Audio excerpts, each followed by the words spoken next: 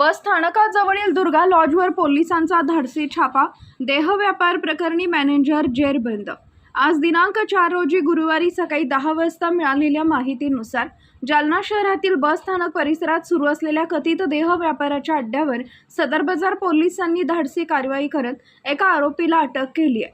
दुर्गा लॉजमध्ये बाहेरून महिलांना बोलावून देह विक्रीचा व्यवसाय चालवला जात असल्याची गुप्त माहिती मिळाल्यानंतर पोलिसांनी छापा टाकून हा प्रकार उघडकीस आणला. पोलीस अधीक्षक तेगबीर सिंह संधू व अपर पोलीस अधीक्षक विक्रम साळी यांच्या मार्गदर्शनानुसार सदर बाजार पोलीस ठाण्याचे पोलीस निरीक्षक संदीप भारती यांच्या नेतृत्वाखाली ही कारवाई करण्यात आली.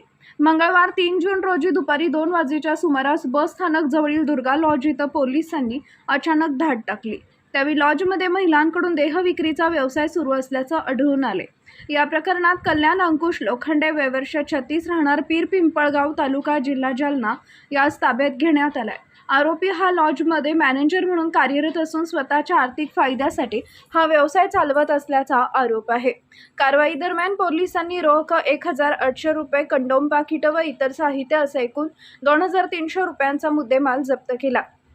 या प्रकरणी सदर बाजार पोलीस ठाण्यात गुन्हा क्रमांक 486/2026 अन्वये अनैतिक मानवी वाहतूक प्रतिबंधक अधिनियमातील कलम 3, 4, 5 व 6 अंतर्गत गुन्हा दाखल करण्यात आला असून पुढील तपास पोलीस हेड कॉन्स्टेबल जाधव करत आहे.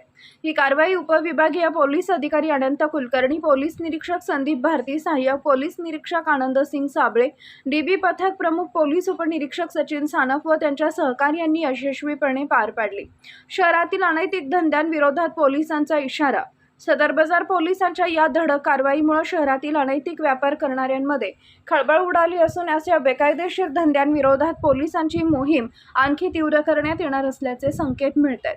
शहरातील लॉज, हॉटेल आणि संशयित ठिकाणांवर पोलिसांचे लक्ष असून अशा प्रकारांना पाठीशी घालणाऱ्यांवर कठोर कारवाई करण्यात येणार असल्याचं पोलीस सूत्रांनी सांगितलं आहे.